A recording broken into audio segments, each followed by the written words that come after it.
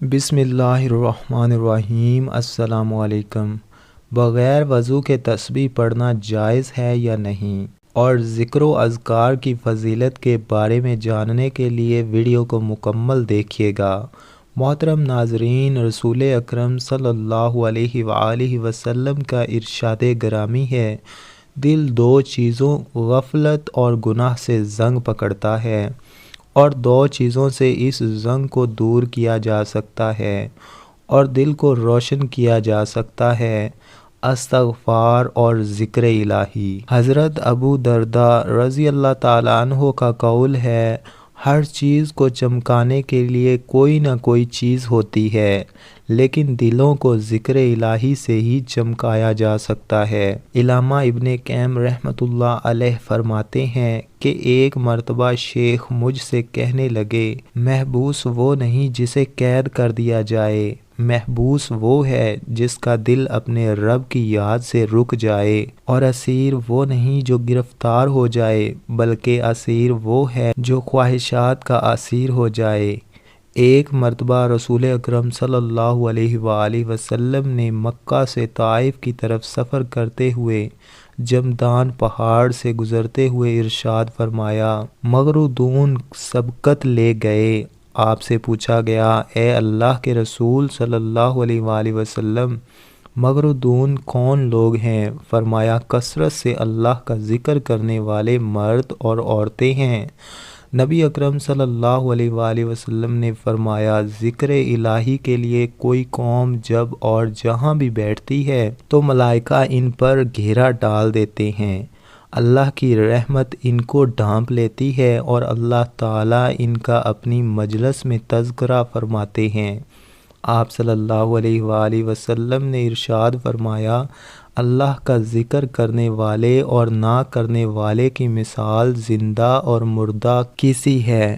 حضرت ابو ہریرہ رضی اللہ تعالیٰ عنہ نے رسول اللہ صلی اللہ علیہ وآلہ وسلم سے روایت کیا ہے کہ آپ صلی اللہ علیہ وآلہ وسلم نے فرمایا، اللہ عز و جل ارشاد فرماتے ہیں، میں اپنے بندے کے ذہن کے مطابق اس سے معاملہ کرتا ہوں، مجھے یاد کرتا ہے، میں علم کے لحاظ سے اس کے پاس ہوتا ہوں، اگر مجھے دل میں یاد کرے تو میں دل میں اسے یاد کرتا ہوں، مجلس میں یاد کرے تو میں اس سے بہتر مجلس میں یاد کرتا ہوں، میری طرف بالشت آئے تو میں ہاتھ برابر آتا ہوں، ہاتھ بھر آئے تو میں 2 ہاتھ برابر قریب آتا ہوں، چل کر آئے تو میں دوڑ کر آتا ہوں۔ ترمذی شریف میں ہے، رسول اللہ صلی اللہ علیہ وآلہ وسلم نے ارشاد فرمایا، جب تم جنت کے باغات سے گزرو تو وہاں سے کچھ کھایا کرو۔ صحابہ کرام رضی اللہ تعالیٰ عنہ نے عرض کیا، یا رسول اللہ صلی اللہ علیہ وآلہ وسلم، جنت کے کون سے باغات ہیں؟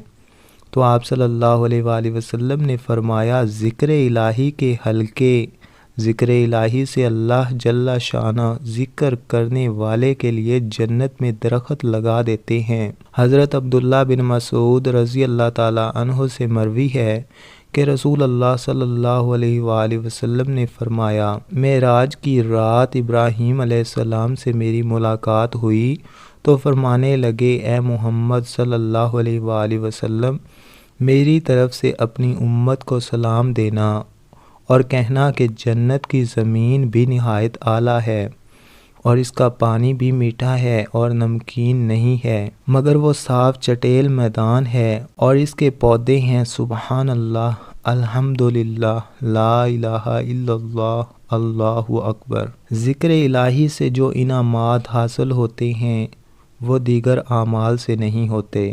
حضرت ابو ہریرہ رضی اللہ تعالیٰ عنہ سے مروی ہے کہ رسول اللہ صلی اللہ علیہ وآلہ وسلم نے فرمایا، جو شخص روزانہ 100 مرتبہ لا الہ الا اللہ وحدہ لا شریک لہ لہ الملک و لہ الحمد وہو علی کل شیء قدیر، یہ کلمات پڑھے، اسے 10 غلام آزاد کرنے کا ثواب ملتا ہے، 100 نیکیاں اس کے نامہ اعمال میں لکھی جاتی ہیں، اور صبح سے شام تک وہ شیطان کے شر سے محفوظ رہتا ہے، اور اس سے بڑھ کر کسی کا عمل افضل نہیں ہوتا کہ کوئی اس سے بڑھ کر عمل کرے، اور جو شخص دن میں 100 مرتبہ سبحان اللہ و بحمدہ کہے، اس کے تمام گناہ خواہ سمندر کی جھاگ کے برابر ہوں معاف ہو جاتے ہیں۔ حضرت عبداللہ بن بصر رضی اللہ تعالی عنہ فرماتے ہیں کہ ایک شخص نے عرض کیا، اللہ کے رسول صلی اللہ علیہ وآلہ وسلم، اسلام کے احکام کی مجھ پر کثرت ہو چکی ہے، کوئی اور آسان سی چیز بتا دیں جس پر میں عمل کرتا رہوں۔ آپ صلی اللہ علیہ وآلہ وسلم نے فرمایا، تمہاری زبان اللہ کے ذکر سے تر رہنی چاہیے۔ حضرت جابر بن عبداللہ رضی اللہ تعالی عنہ فرماتے ہیں کہ میں نے رسول اللہ صلی اللہ علیہ وآلہ وسلم سے سنا، آپ صلی اللہ علیہ وآلہ وسلم نے فرمایا، افضل ذکر لا الہ الا اللہ ہے اور افضل دعا الحمدللہ ہے۔ آپ صلی اللہ علیہ وآلہ وسلم نے فرمایا، جو قوم اللہ کا ذکر کرتی ہے تو فرشتے انہیں گھیرے میں لے لیتے ہیں اور رحمت انہیں ڈھانپ لیتی ہے اور ان پر سکون نازل ہوتا ہے۔ اللہ تعالیٰ بطور فخر ان کا تذکرہ اپنے فرشتوں سے کرتا ہے جو اس کے پاس ہوتے ہیں۔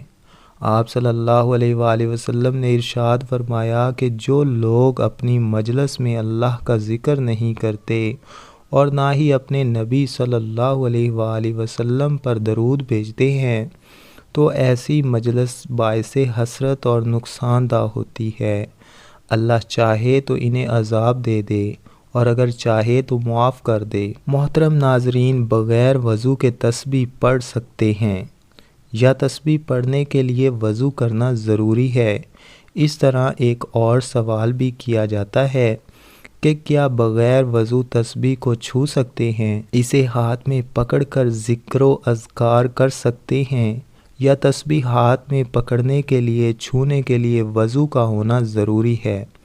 سبحان اللہ و بحمدہ سبحان اللہ العظیم کا ذکر کرنا، تسبیحات کرنا اور اس طرح درود پاک پڑھنا، اس کے لیے وضو کی شرط نہیں ہے، لیکن اللہ رب العالمین کی یہ خاص رحمت ہے ہمارے اوپر کہ اس نے اپنا ذکر کرنے کے لیے اور اپنے محبوب علیہ السلام پر درود و سلام پڑھنے کے لیے وضو کا ہونا شرط نہیں رکھا۔ یعنی اللہ کی یہ خاص رحمت ہے کہ ہم بغیر وضو بھی رب کا ذکر کر سکتے ہیں، تسبیحات پڑھ سکتے ہیں، حمد و ثنا کر سکتے ہیں، درود و سلام پڑھ سکتے ہیں۔ یہ بالکل جائز ہے، لیکن دل ہی دل میں پڑھا جائے اور آواز زیادہ بلند نہ ہو۔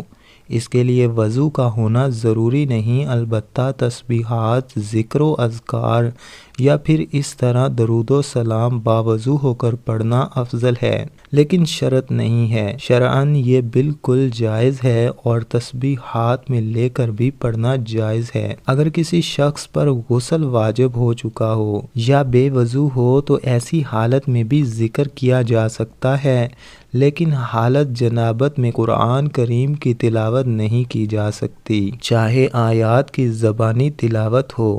محترم ناظرین، نماز کا اہتمام لازمی کریں۔ نماز پڑھنا ہر مسلمان مرد و عورت پر فرض ہے۔ اللہ تعالی ہم سب کو 5 وقت باجماعت نماز ادا کرنے کی توفیق عطا فرمائے۔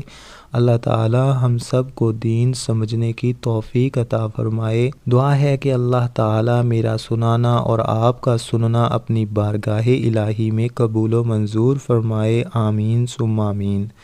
ناظرین، کمنٹ باکس میں اللہ تعالی کے 99 ناموں میں سے کوئی نام ضرور ٹائپ کریں۔ شکریہ۔